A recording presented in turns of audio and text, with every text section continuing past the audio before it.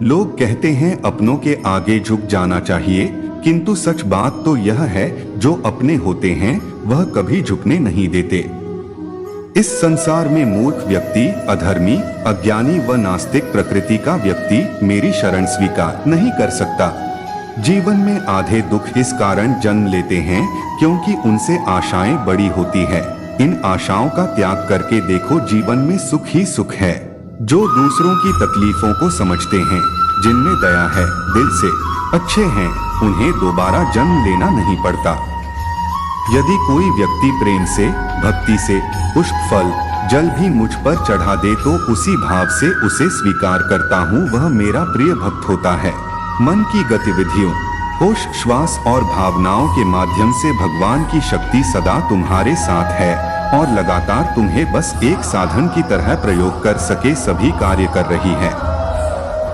आत्मा न तो जन्म लेती है, न कभी मरती है और न ही इसे कभी जलाया जा सकता है, न ही पानी से गीला किया जा सकता है। आत्मा अमर और अविनाशी है।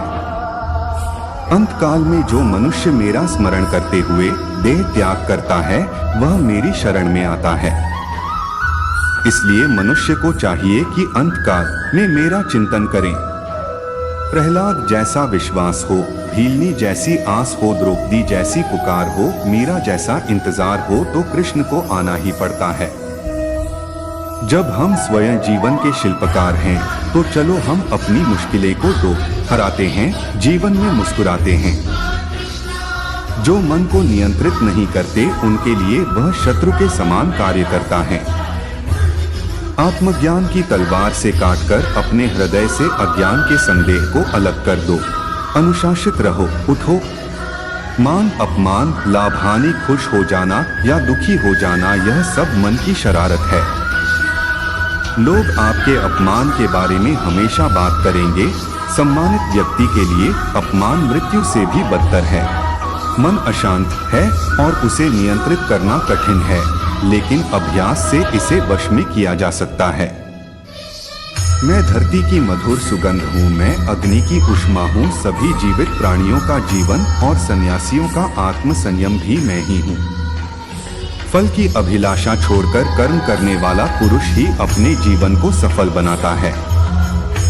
इस भौतिक जगत में जो व्यक्ति न तो सुख की प्राप्ति से हर्षित होता है और न अशुभ के प्राप्त होने पर उससे घृणा करता है, वह पूर्ण ज्ञान में स्थिर रहता है।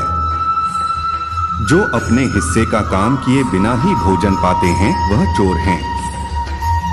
जिस व्यक्ति को आपकी कदर नहीं, उसके साथ खड़े रहने से अच्छा आप अकेले रहें।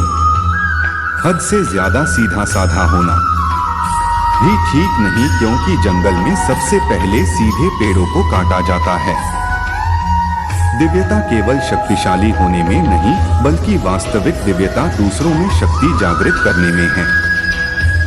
जिंदगी के इस रण में खुद ही कृष्ण, खुद ही अर्जुन बनना पड़ता है।